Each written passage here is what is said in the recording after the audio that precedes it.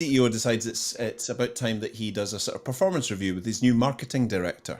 So he calls the marketing director in and sits down and, how's your first 6 months been with us? And, had a look at some KPIs and all that.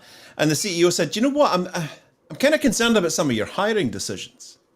And the marketing director says, why? I've only hired people that I needed in my team. And the CEO said, you hired a vampire.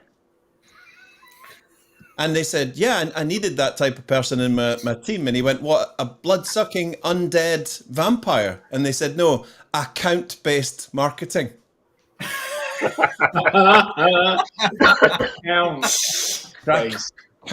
Count. Yeah, we'll do it. I think this deserves a... I thought that was really good for what it's worth. Thank you. Not much, it would seem. Not much at all. And the same phrase as ever, Adam. Yes, indeed. Hello, everybody. Welcome to the digital download with our new logo in the top right-hand corner, for which we need to thank Rob. Thank you very much indeed, Rob. Very professional. Yeah, it does. Watch your head, Tim. Watch your head. We've got our own brand now, haven't we? No, we have a logo. That cost us. I was going to say, we've had a brand for a minute. And the phone is ringing. A logo, a brand, they're the same thing. Don't worry about it. We should do a show about that. And I'm sure we shall in due course. So, hello everybody. Welcome to this week's digital download.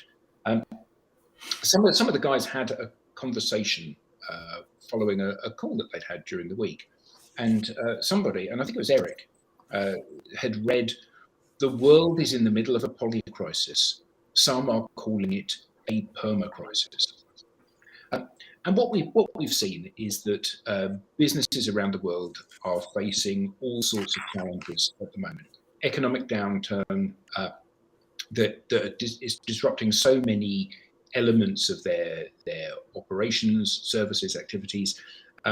It should be making everybody think about what is the way forward. A good, long, hard look at the direction of the organization, who they're partnering with, who their suppliers are, who their clients are even. A recent report showed that 98% of businesses believe their business model will have to change in the next 3 years. I think that's a truly shocking statistic. Not shocking because I don't believe it, but shocking because almost everybody recognizes that fundamentally how their business operates is going to have to change to be relevant, competitive, profitable, yada, yada, yada, within the next 3 years. And that should be striking fear into the hearts of every business that is currently trading. Because we are stepping out into the virgin snow. These are untrodden paths that we're heading into. It's not like there is best practice that you can fall back on, which is basically just copying people that have already had some success of doing stuff. We are each going to have to find our own way of doing this. So what do we need to do? How are we going to plan for growth in the middle of all of this? How are we going to retain profitability and stay stable as an organization? Can you just maybe tell me what polycrisis means? Well, we had a good conversation about this.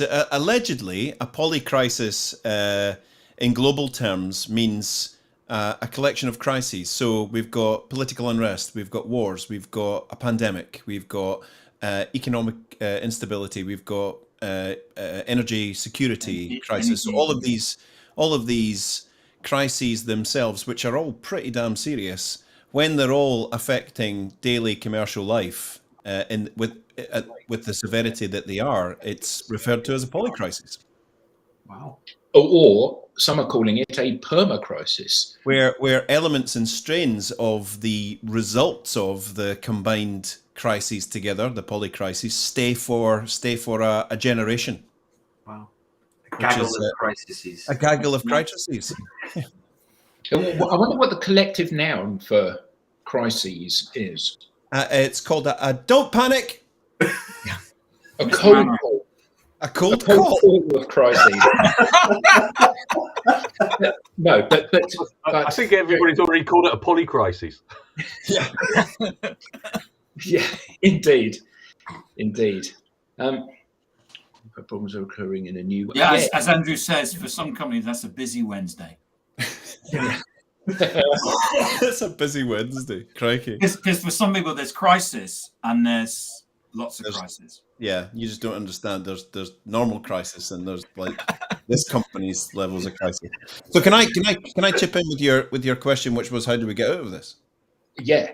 So five things it comes down to for me, and then I'll shut up. No, I won't. I'll shut up for a while. No, you won't. You would never do that. Five key things that are now more important than ever. They've actually always been important in B2B commerce, but now more than ever, it's not that they're more important, it's that it's more important we truly understand these and understand how to get to the point where the rubber's on the road. Number one, understanding your markets. Number one, understanding the amount of companies that we meet that actually don't truly understand their markets. In a midst of as you've titled it, a polycrisis or a cold call of crises, truly understanding, we meet lots of organizations who've set up a company based on a sector and they sell into that sector. They haven't actually really properly looked into their markets. So that's number one, understanding your markets. Number two, access to those markets. Do we have the required level of access to those markets? Simply having a job or a project for a client that works in that sector does not mean that you've got access to that sector or that market. Simply having, we're big in a particular sector. What does that mean? Well, we've had 2 jobs from a client in that sector. And is that sector important to you? Yes. So do you have proper access to it? Well, no, we have a project in there. So we're kind of big in Japan, and all of that. So do you have an understanding of your markets? Number one, access to those markets. I mean, proper, definable access, the way a private equity company would define access. Number 3, if you have access to those markets, do you have credibility in those markets? I mean, proper credibility. Are you looked upon as a go-to solutions provider, product and services provider, whatever it is? Do you have credibility within the verticals, within the client subsets in those markets? Number 4, do you have deep and meaningful connections within those people that you're credible with who are in those markets that you understand? And I mean proper, deep and meaningful connections, better than your competition that you can actually take to the bank and rely on. And then number 5 is an effective and efficient, sustainable way to convert all of that into bankable, predictable revenue. So remind me, these are the five elements for success. These are the 5 antidotes for polycrisis. Oh no, he's writing a blog. I'm writing the tweets for the. He's writing the tweets. The 5 antidotes for a commercial polycrisis. And properly understand your markets. Access to those markets, credibility in those markets, deep and meaningful connections. I mean, proper. I don't mean just I'm connected on LinkedIn. I mean proper. Eye to eye, we understand each other, we love each other, you are our go-to person. And then an effective and efficient, and I think one of the keys here, we used to say a sustainable way of using all of that to generate revenue. Now more than ever, with all of these crises on our doorsteps, an efficient way, an effective way of converting all of that into revenue. And I mean efficient as in, we need to be really, really, really, really cute and understanding our costs, the cost of sales, the cost of marketing, the cost of operation, the cost, all of our overheads and all of that. The more efficient we can be in doing all of that is going to give us the edge in our marketplaces. Sometimes the tweets just write themselves, don't they? So I really agree with you, Eric. I think those are 5 really great items you've identified there. And the way I'd phrase it is that they're one side of the coin, because that's very much looking outwards at, what's going on. There is then, of course, what you've got to do inwards. And I remember from my kind of MBA, we used this phrase kind of fit and stretch. So fit and stretch. So the fit is for the outside market. What have I got to do to fit into all of those factors that you've talked about there? And on the flip side, what have I got to do with my organization to stretch it in order to make that fit? Very good. You know, as you're talking about there in terms of really understanding the market, I think that's absolutely clear. The flip side of that for us as in an organization is, okay, are we really focused? Are we really clear about what our strategy is? What is our core offering that we're going to the marketplace with? You know, then have we got the resources to support that? Have we got the skills and competencies in our people in order to do that? So it's this kind of duality, if you like, between, yes, looking outside as well as looking inside and what we can do to bring those together. Very good. Yeah, beautiful. Spot on. Spot on. There are many organizations who've got a long and fruitful life ahead of them commercially, but there are many organizations who've haven't looked at that inward and outward piece and are actually just working towards the end, to be quite honest, because they no longer have a product set or a service set that actually addresses what their markets want these days, but their heads are down and they're trying to keep busy and trying to get work.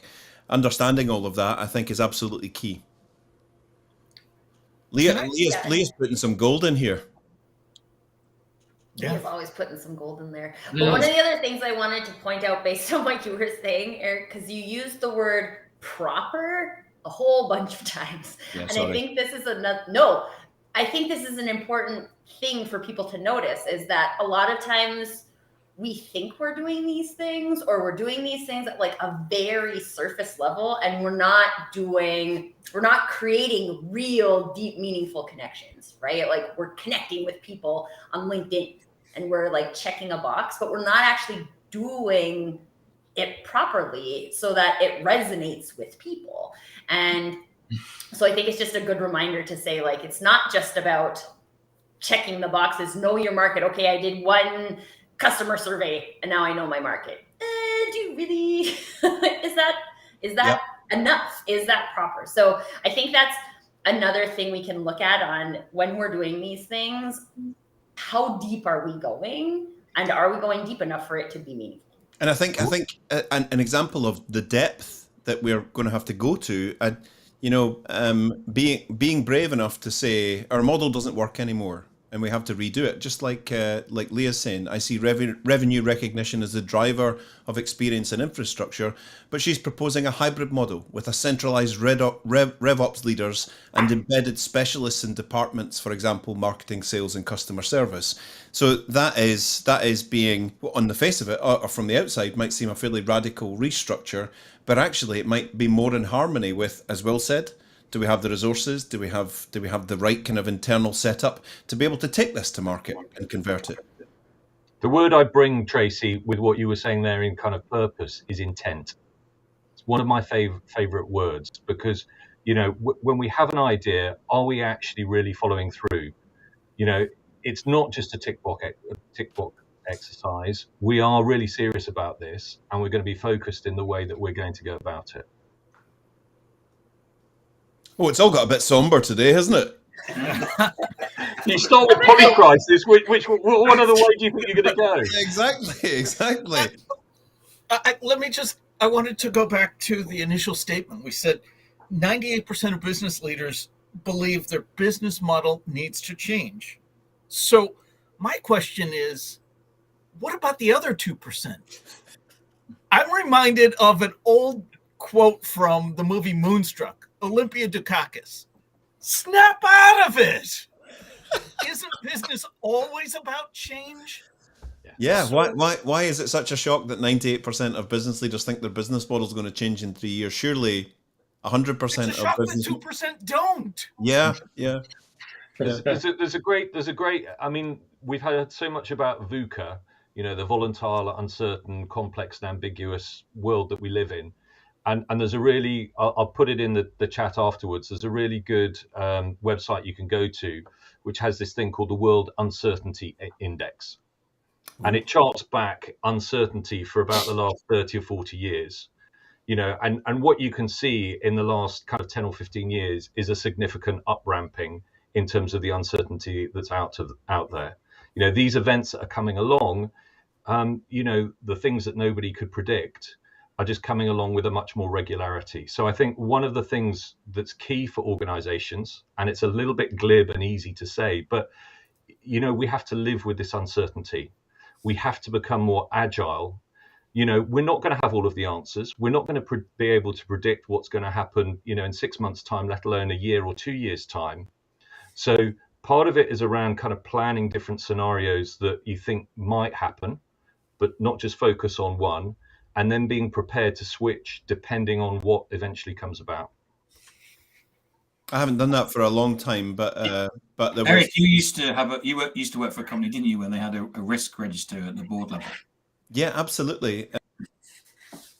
So I've worked with companies. So every organization's got a risk register. It's part of their sort of fiduciary responsibility to their investor or whatever it might be. And it's good business to have a risk register, right, at board level. But I've seen some risk registers where it was a tick box exercise where I remember. I think I've shared this maybe even in this live stream where a new CEO came in, and after their 100 days, they came in and they said, "We spend about half an hour on this risk register every month at the board meetings. It's pretty much a waste of time. Can we slash some stuff out of it? I mean, item number 1, global pandemic. I mean, that's never going to happen, right?" And I mean, let's just get that out of there and let's just focus on revenue and markets and staff and all of that.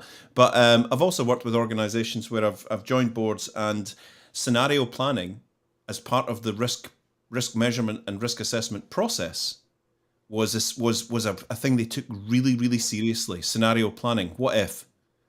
So let's choose a different theme. And also I like the fact that it wasn't just confined to board level. They brought in, as Leah said, experienced specialists to be part of these working parties, to plan these scenarios, plan them out, create the headline. What are the big things that could go wrong with our organization in our markets and what we do in our products and services, and what are the big things, and play them out in a series of almost like role playing. Let's just work them all the way through and let's see what the potential outcomes can be, and then we can identify what we can do if we feel this is a realistic threat to alter course, pad, take a different course, whatever it might be. Scenario planning, love it.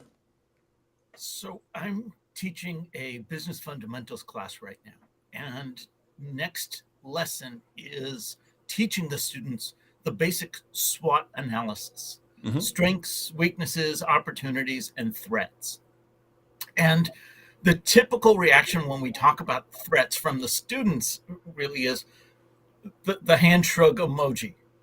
What can a company do about threats? I cannot control external events like a global pandemic. And the thing that I really try to dig in on with them is, no, you, as a business, as an individual, you cannot control a global event like that. But what you can do is control how you react to it.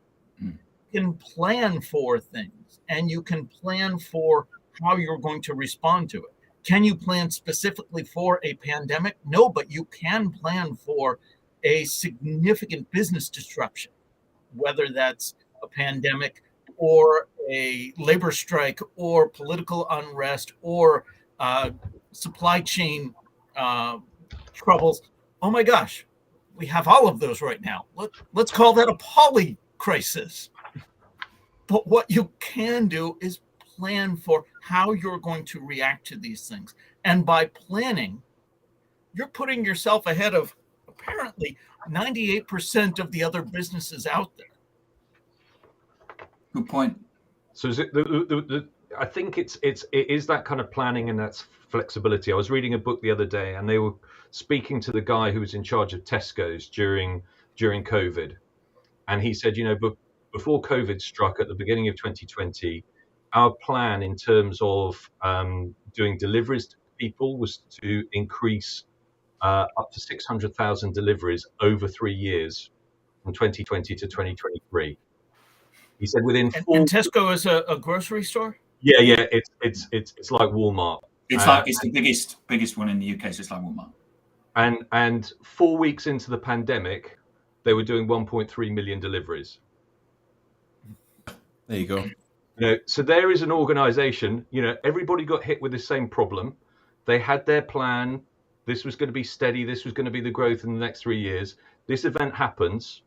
You can imagine certain things hit the fan in the first couple of days, but they got themselves together. They had a structure. They had an organization, they had a mindset which allowed them to look at this, event which they had no control over in a different way, and to come up with a workable and successful solution.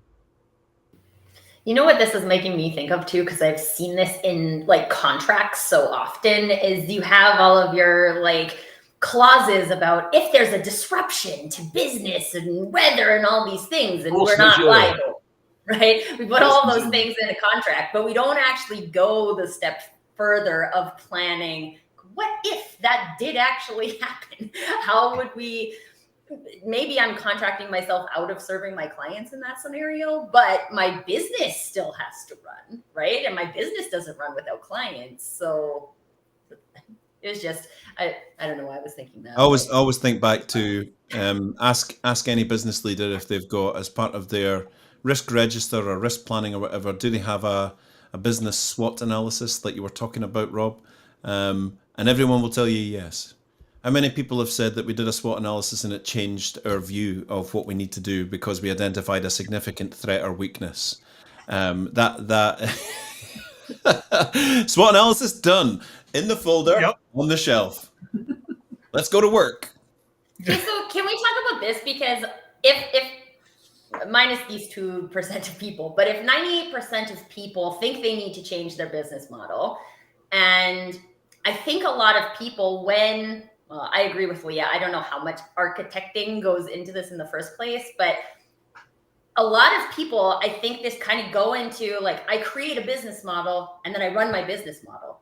Like I don't go into it thinking that I have to continually revise my business model. So what are some of the things that people can do on a mindset shift arena, and also in a like tangible, what can I do about this, to shift from, well, crap, I've been running this business model for 20 years. Now I know I have to shift it, but I actually have no idea how to even get started with it. And I think Gary Vee put out a brilliant video this week. I don't know if I've actually got it set up to play, but I don't know if it will play the audio, because I almost wept. I stood up and applauded because we've been writing content about this for 3, 4, 5 years, and to hear Gary Vee say it, and suddenly everyone now goes, well, "Oh, that's a a bit, isn't he? What's that?"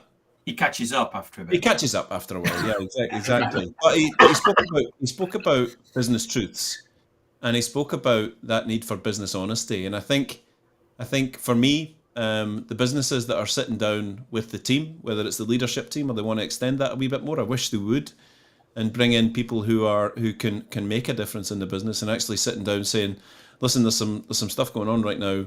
It's really unpredictable. We're not the oracles of all knowledge in this world, and actually, we need to let's just get it out on the table. Let's not hide things. Let's not smoosh over with smoke and mirrors and business buzzwords. Let's just start speaking some business truths about our business. And that exactly what Tracy said. I realize that I need to do something, but I don't know what to do.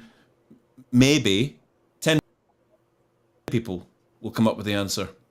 10, whatever it might be. Just be honest and sit down and say, it's so refreshing. I never had the chance to work for that. Maybe 1 or 2 people that were in that kind of mode who actually said, well, okay, I might be the highest paid person in the room, but I don't know.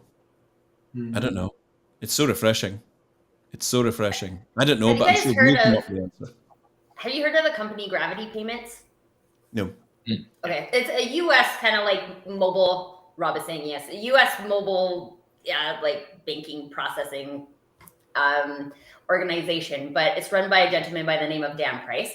And at the beginning of COVID, they had a town hall about how everyone can keep their job.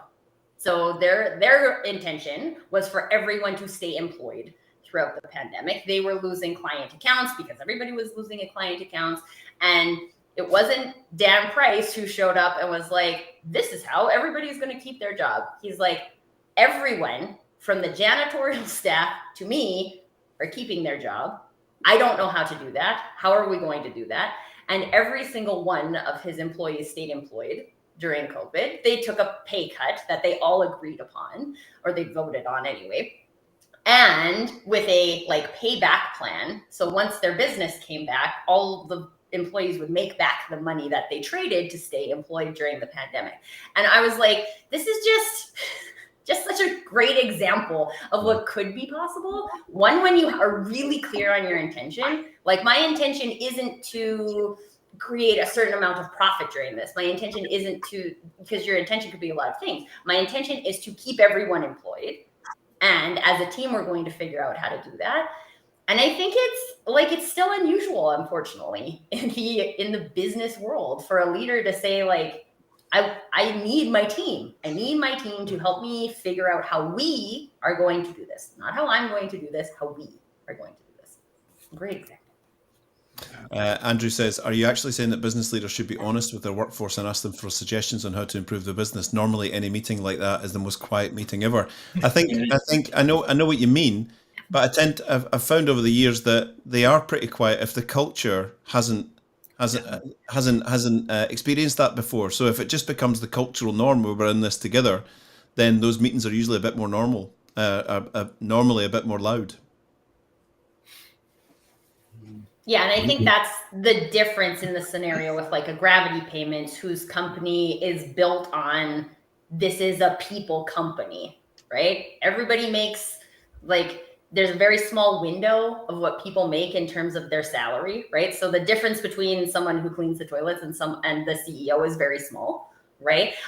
They have on-site childcare. They have, like, it's a people company. It's been built that way. So yeah, what they sell is like financial technology. They're a people company, and people go to work there because of that, right? And so if you are historically not a people company and you treat your people like batteries, they come, you plug them in, you suck them dry all day, and then you send them home, and you do that for years. And then you hit a pandemic and you're like, well, now I need the help of all these people that I've been ignoring for all these years. It is probably going to be a pretty quiet meeting. Because why? There's no team here, right? Like, yeah. So to act like a team all of a sudden is like, well, why are you asking me for this now when we haven't really been a team all along? Can I just point out something that's beautiful about forums like this? I know we're on them all the time, and I know we've seen them all the time, but is in New York. Barry Boyle is in Udney Station in Aberdeenshire, and they're exchanging books and reference materials for business improvement, and that's never going to get old. Never going to get old. Two people met, and you've got, there's some amazing comments. I mean, the thing is you can't go through all the comments because we just don't have time to do that. But there's just so many amazing comments. Rob Terrell's putting some gold in here. Absolutely, old-fashioned whiteboarding with sticky notes and breakout groups. yeah. And it's those preconditions. I mean, you talked about culture, but if you've got a fairly poisonous culture, if you've got one where you haven't got the psychological safety that people feel that they can kind of speak up to power as well, and there isn't the trust that exists, then suddenly having an open town hall and asking people to express their viewpoint, no surprise, Andrew, exactly as you say, it's that those will be the quietest meetings because there's a culture of fear, or certainly people haven't bought into the culture of those types of organizations. Well, and I think it goes one level past safety, right? Because I feel like I've been in spaces where like I probably would have been safe to say something, but I didn't. And it's because I didn't actually care about fixing someone else's problem. Right? It was like, I'm like, this is your problem. It's not my problem. It hasn't been like huge. The whole time. It hasn't been our problem, right? It's your problem. So now you want to use me to fix your problem. If you want to use team to fix our problem, because I actually believe it's also my problem, then we have somewhere we can go. And that's one of the powers of leadership, which is the fact that what happens is that as you get promoted, you're probably actually further away from the business. And actually, the skill is, as Robert says, is to get people in the room and to use the people who are at the coalface to come up with the ideas, because you get twofold, which is first and foremost they're the coalface, therefore they come up with the ideas. The second thing is that they buy into it. So you've got this buy-in to the process, and then they usually come up with the ideas, say they're happy with it, and then go and implement it.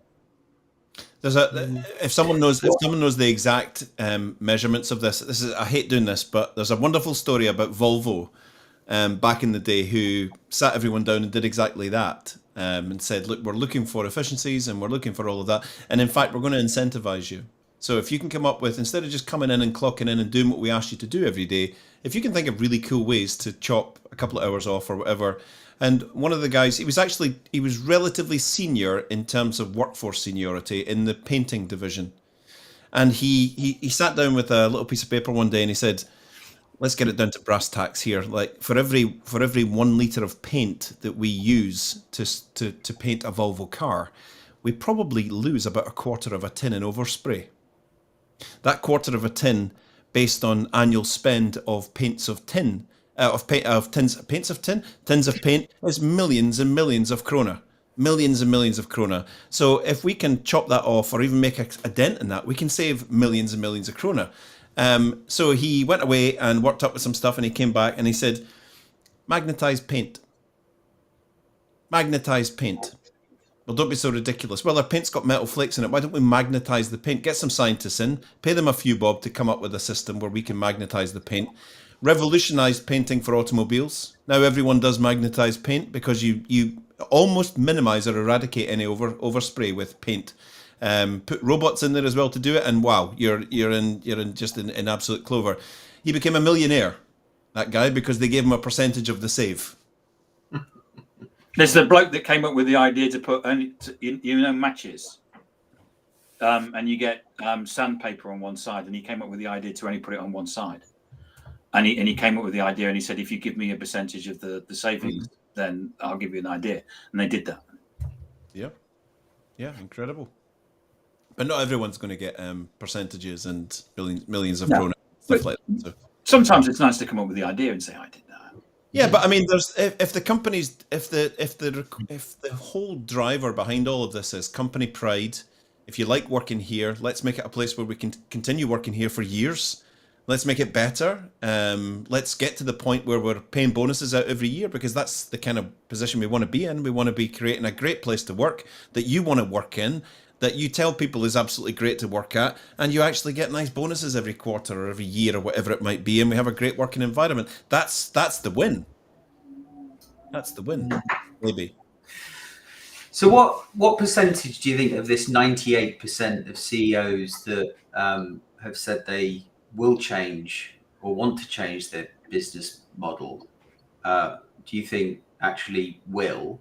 And it's a great question, Alex. Could we get the audience to put in what percentage of the 98% do the audience think are going to make any change at all? Because it was the comment was 98% have realized that they're going to have to change their business model. So your question is, how many will do something? Sorry, Alex, to jump in. My take is that actually most of them, or some of them will, but how many will do so voluntarily and actually in a proactive way? How many will do it because they're kind of forced to, and they'll kind of get dragged along and they will make some? And then how many in the end will actually perhaps not make it, but then be out of business? Yeah. Or how many realize they will do it? They've kind of made the decision to do it, but then they realize culturally, they haven't created the culture in order to be able to drive that kind of change quickly enough. Well, and I think there's like a second part of the question of how many will do it, then how many will do it proper. That's where I was going. How many will think they've done it? How many will tick that box and nothing has really changed? But we've been through digital transformation because 2 of our salespeople use Zoom now. Well, and I think this is the thing, right? Because when you're talking about changing a business model, these are more of the innovative things like Leah was putting in the chat earlier, right? This is about thinking innovatively. It's not about changing, oh, now we have one person who's in charge of sales and marketing instead of two people, right? Like that's not changing your business model, right? When you're talking about changing your business model, it's not how do we offer this? Like everything Will was talking about at the beginning. How do we assess these fits? And then how do we stretch to fit into those places? And we're stretching to fit a different thing. So that doesn't exist if you aren't doing new stretching, right? And if you aren't doing new stretching, you don't have a new business model. So don't check the box. New statement from Tracy Borison coming out on the Crux Company page. Thing. It's out if you don't do the thing. There's just a lot of people who don't like to do things. They like to pretend they're doing things. But if you just pretend to change your business model, it's not going to fix the problem. The reason you think you need to change your business model is because we're living in this new environment that demands we have a new business model. So surface level, changing our business model doesn't actually fix the problem. And then if you are going through all the exercises, I think it was Leah who was talking about self-awareness earlier, right? Like you have to, the leaders of these organizations can't achieve a new business model unless you're self-aware enough of the reasons that keep you as an individual attached to your current business model, which a lot of it is I created this and it was good. And now I'm like too attached to it to let it go. Right. And that's fair. It's like having a baby, right? It's reasonable to be attached to that. And if you want that baby to grow into a teenager, there's something else you need to give it in order for that to happen. Enter Nicholas, stage left. Yeah, I know. It would have been perfect, but he's still sleeping. I just wanted to comment on Alistair's comment. I think 30% of smaller businesses will fail in the next 18 months. That would be an improvement. Statistics say half of all small businesses fail within 5 years. So if it's only 30%, I think we're going places. Yeah, he was trying to be very positive there, Rob. Yeah. I think there's an important note for small businesses as well, is most small businesses are structured like large businesses. And they have, by nature, more agility available to them. But when you start to think like a big business, then you deny yourself the access to that agility. So theoretically, small businesses could come out of this on top. We could get more small businesses staying in business, but not if we're thinking like a big business. We need access to those innovative thoughts. Right? Innovative ways of doing things. And shall I say, like, to some degree, I've been thinking about this concept for a while now of like research and development in business, right? People spend a lot of money in research and development on technology. But what if we spent time, effort, energy, and money on research and development for how my business is going to sustain a polycrisis, how my business is going to market in a new digital environment, how my business is going to take all of these wonderful salespeople who have great sales skills in the analog space and move them into digital? What if we had the mindset to experiment with those things and say, equally like I give my technology department R&D money, I'm going to give my business R&D money with a mindset of R&D to keep us growing and thriving. In theory, that's what a learning and development department should be doing. In theory. Or HR. But what if they were doing it proper? But the challenge is that organizations are fundamentally risk averse.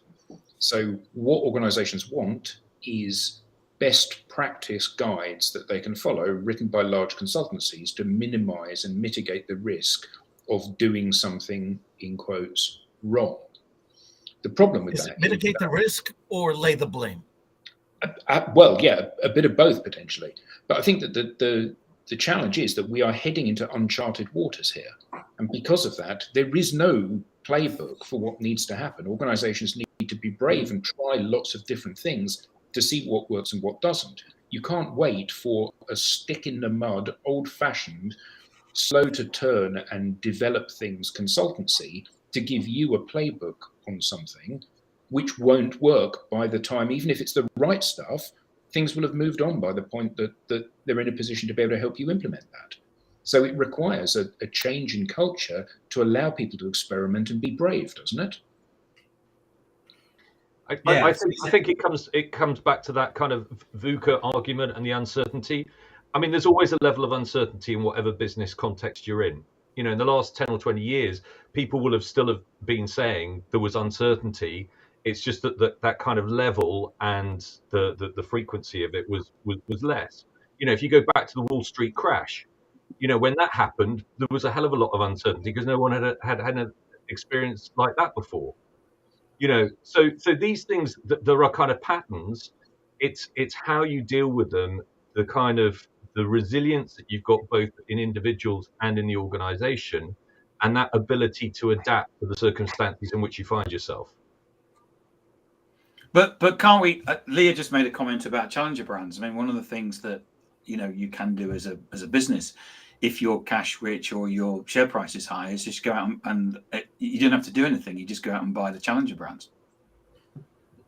Because most companies nowadays are built because most companies are based around venture capital. The whole point of that is we're not building a business to last for 20 years. We're building a business to sell. Mm.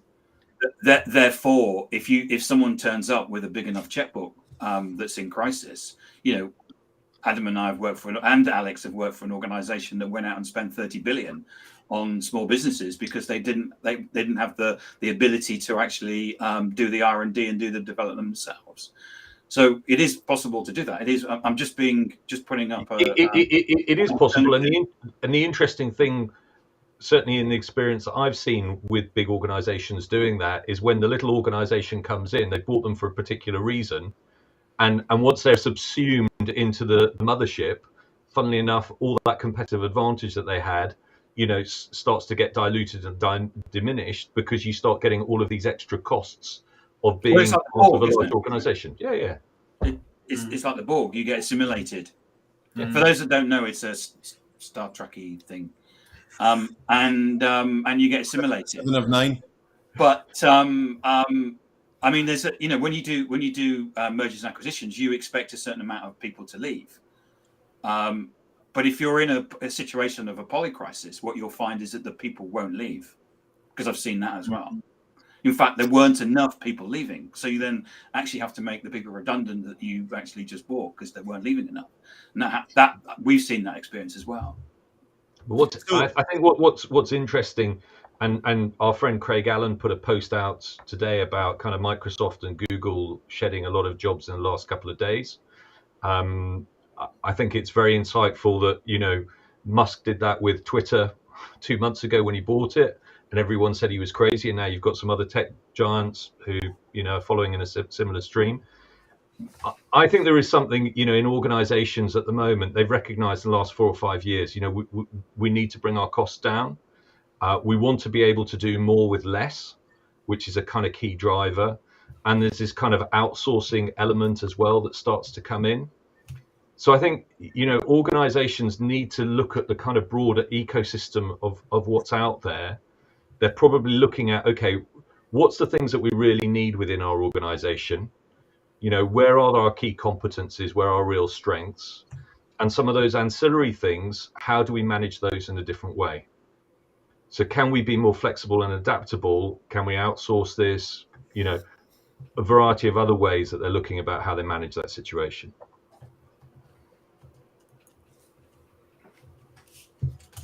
Yeah, I think one of the things that I'm thinking about right now is, like, based on these layoffs and everything, assuming the intention is to be more streamlined. Right, that we think we have all of these resources, they're not contributing to what we're doing, or maybe it's a variety of things. But for example, if you get rid of a whole bunch of resources in recruiting because they're not contributing, like, we don't have that many jobs anymore, so we don't need this many recruiters, blah, blah. But if the business intention isn't different, then like we did layoffs, but then what's stopping us from just like hiring back in along the same lines, using the same systems, using the same processes, because that is what happened before. And if we don't use that all important intentionality of saying intentionally, we are trying to create a streamlined experience, then this is also looking at things like how many of us spend X amount of time in meetings that are completely irrelevant to us? Right? How much time do we spend doing, like, I see this in marketing all the time, right? How much time do we spend doing things that don't actually do anything, right? I've seen marketing departments who employ 6 or 7 full-time people to do things that don't drive business. So like, if we're not intentionally looking at the business, the entire business model, to say our intention is to create this type of experience in the market in the most streamlined way possible, but I'm not going to look at my marketing department, right? Marketing, you just keep doing the same things you've always done, but I'm going to like lay off all of my recruiters, right? Like it's not holistic, and you're going to end up in the same pattern because that's the habits we have. We have habits of doing it. Like Sisyphus pushing the rock up the hill. I'm now intentionally going to push the rock up the hill with purpose. I'm really of the belief that there's not enough radical reform. I mean, one of the things that that changed my life back in, just when I was a kid studying quality, was reading about Deming, Duran, and Crosby. Now, talk about radical reform. So the statistical quality analysis gurus who in the 1950s, after the war, decided to go into the big car companies in America and give a presentation on statistical analysis and quality and how it's going to change the fact that for the two big ones, Ford and Chrysler, 4 out of 5 cars that come off the production line that are supposed to go for sale go back into the factory to get repaired.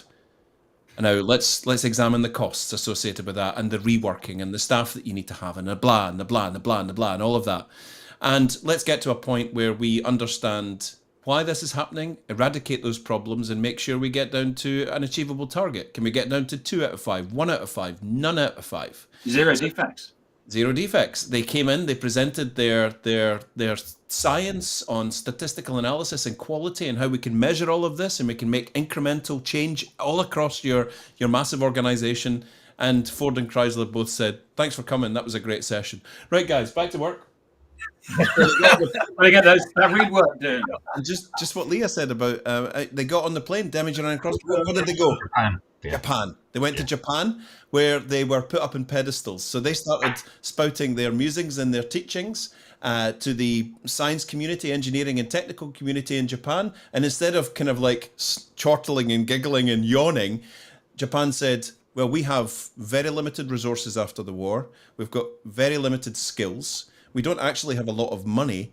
And actually, these things could change our commercial lives across our entire industry. We don't need to put a 2-year plan in for recovery. We need to put a 30, 40, 50-year plan in for recovery starting here. They got to the point where, as Leah said, where there was Japanese cars were so reliable coming off the product lines that in the 80s, you can see the YouTube videos, they had Japanese car bashing parties in the NFL stadiums where you could rent a baseball bat and go in and spray paint and smash a Japanese car.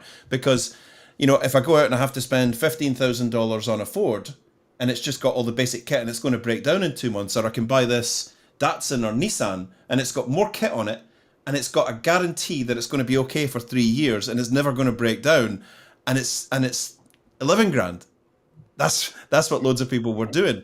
To absolutely changed the dynamics. There's a brilliant story and there's a brilliant video on this. I'll see if I can find the YouTube clip where they walked into the headquarters of Toyota about 10 years after Deming was inaugurated into there, and he actually was based there. He had an office, and in the office was a 40-foot high mural of the chairman, and on the other side in reception was Deming, 40 foot high, because he changed a complete country's commercial outlook through statistical analysis, through radical reform. In the 70s, the president of Ford, he was one of the Fords, was invited across to Toyota as a guest for a week to tour around all the factories and the plants. And he brought a team with him, and they were taking notes. And, you know, he couldn't believe that their gearbox failure rate was so minimal compared to Ford's, which was huge, right? Because their tolerances were all out. These were measuring all of these. And there's a brilliant YouTube clip where he sits in the boardroom with the president of Toyota, who doesn't speak any English. He's got a translator. And he says, "Thank you very much, Mr. Chairman, for allowing me to tour and get the inside track on all of your how you do it. But I have to ask, you know, why have you been so open with all of your secrets and all of that? And, you know, we're just going to go back and copy these." And the little chairman turned and in Japanese said very quietly to his aide, who said, "Mr. Chairman says, no problem. We're already 5 years ahead of you. By the time you catch up, we're going to be 15 years ahead of you. So take what we've got now, because it's going to be outdated pretty soon." Brilliant. Love it. There's the famous story, isn't there, of an American company had ordered the first shipment of things that had been manufactured in Japan. And they said, "We won't tolerate more than 2 in a million failure rate." And when the directors of the Japanese company came over to deliver the first million things, they said, "Here are the million things, and here are the 2 failures." because they simply couldn't understand the concept of selling something which had a chance of being faulty. Yeah. Incredible. Robert Matson says, "Going from a 1981 Pontiac to a 1988 Acura Integra was a life-changing experience." Yeah. Eric, you were sharing that story. It brought me back to my undergrad days. I was in a product operations class, which I had no interest in at all. But one of the things that they had us read was a fantastic book, The Goal. And I still go back to The Goal time and again with all of the different learnings from it. It's so much more than just a product operations. It's really just a continuous process improvement guidebook done in a fantastic story format. Mr. Goldratt was, in those kind of improvement cycles terms, an underrated rock star, to be quite honest. He really was. Yeah, he was phenomenal, genius level. It's a great novel.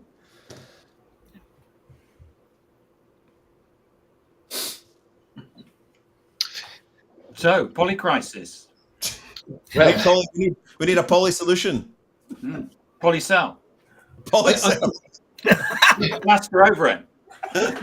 Plaster over the cracks. I love it. I think that poly brochures. Poly brochures, yeah. Solution is one word. That's what we need. The solution is bravery. Organizations need to be prepared to try something that they haven't tried before. They need to be prepared to try something new. Because I think when we're talking about like people being risk averse, right? Being risk averse, continuing to be risk averse is going to be more risky. So we now need to incorporate more risk in order to not be blockbuster. So I think it's really interesting because when you talk about the concept of bravery, it's very much like an individual thing. It's like a thing a person can be. And when we talk about a business organization, it's really about saying we accept a higher level of risk. We accept a higher level of risk here. You don't have to accept a higher level of risk everywhere, but we intentionally accept a higher level of risk here because our expectation is that it's going to pay off in this arena. Will everybody be 100% correct all the time? No, it's like any investment you make, right? Like, do I have a 100% guarantee that if I invest in 1 million units, I'm only going to have 2 of them that have a deficiency? No, you trust, and you trust people, right? So kind of going back to what Eric was talking about, his antidote to the Polycrisis, all of these pieces are about people, right? It's not about just looking at things from a business strategic level. It's about looking at things from a people level. So how can we take that concept of an individual human being brave and bring it into our risk profile for the business? Tracy, and everybody will have a different. I think it's more than just risk. I think it's permission to fail. And failure is so beaten out of us as we matriculate through school that there's no way we then enter the workforce and say, yes, I'm ready to take risks and let some of those risks fail. We've had some odd years of conditioned against that. I'll come back to Carol Dweck. It's open and fixed and open mindsets. Yep. You know, you've got to be cultivating the organization and the individuals in the organization to have this open mindset, not just to accept the status quo of what's been going on before, to see the opportunities that can come of thinking differently. Now, bravery is part of that, but I think before you get to be brave, you know, you usually need something that's in the back of your mind that says, it's better for me to go forward than it is to stay here or go backwards. Yeah, it's good advice. And on that bombshell, competitive. I just saw in the comments that Leah was talking about planned obsolescence. And while it, for whatever reason, reminds me of The Brave Little Toaster Goes to Mars, watch it and you'll know what I mean. This is what we're planning. And that is not intentional. I mean, some of it's intentional, right? I think with like appliances and things like that, planned obsolescence has been intentional. But if we're looking at our businesses from a thriving, let's keep people employed, let's keep making the difference we want to make for an ongoing period, planned obsolescence isn't the way to do that, right? And so, like, these are some of the fun things where you can look at, like, look at this process, look at that system, look at what my people are doing here. Is that leading us towards obsolescence, or is it leading us towards an opportunity to go forward, to be part of this future that we're not quite sure what it's going to look like, because quite honestly, we have to create it. This is, it's just another perspective on how we can look at our things and say, like, are we going the way of the dodo? Because that's not intentional. So if it's not intentional, let's just scrap that and be intentional about going in the other direction. So Blockbuster, I was reading a book last couple of years from a consultant who worked at Blockbuster, and Blockbuster actually paid consultants to come in and say, what's the future? And those consultants pitched that the company needed to go, they were under competitive pressure and they needed to go to, there was this thing called the internet, and they needed to put a proposition together, and the report was ignored. And the reason why the report was ignored was because of the commercial model that they had, where Blockbuster HQ basically had a number of the way it was organized commercially. How are we going to make late fees on digital? Scrap that. Yeah. You haven't rewound this. That's another $1. So it's you know, it's interesting that even though a company has failed, they did actually go out and they were told by consultants about what they needed to do. So they were the 2%. It's going back to the point about if you're going to have the reports, then you need to act on it and have the bravery to act on it. Kodak were the same in terms of they had developed their own digital camera, but you know, they were making more money out of film, so why bother changing? Please be kind. Rewind. What a great film. What a great film. Yeah. Please be kind. Rewind. So, as we approach the top of the hour, thank you, everybody. Thank you for the audience. Thank you, of course, for the people on the panel, and a stimulating conversation, which I think is going to run and run, isn't it? You know, this is something that can't be discussed in an hour. And maybe it is in part contingent on us to help organizations see that the future is within their grasp to be able to create. They don't have to wait for somebody else to do it and then follow them. They can actually create that future themselves. But have you got an image that says "da-da, to be continued"? Dun, dun, dun. Not yet. But I figured that this is going to be a weekly show about this exact topic for the next 6 months. So I shall have one ready for next week. So thank you all very much indeed. Thank you to a fantastic audience with fantastic questions and comments, as always. And we'll see you all next week. Thanks a lot. Thank you so much. Thanks, everybody. Bye. Have a great weekend, everybody. Take care. Bye.